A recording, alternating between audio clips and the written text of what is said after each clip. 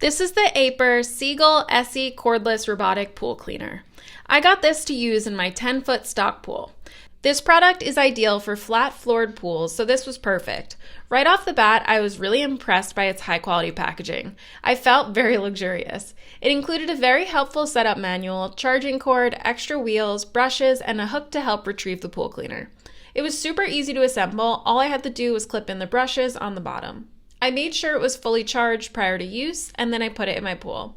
I pressed the power button and off it went. This thing has 90 minutes of cleaning, but my pool was clean within 15 minutes. It was incredible. To retrieve the cleaner, you can use the hook provided. You can attach this hook to your pool skimmer as well, but mine is so shallow I was able to grab it without doing that. I then turned it off, unclipped the front and the back to remove the top cover, which revealed the filter. To clean the filter, just simply rinse it with a hose. As you can see, it picked up so much junk from the bottom of my pool.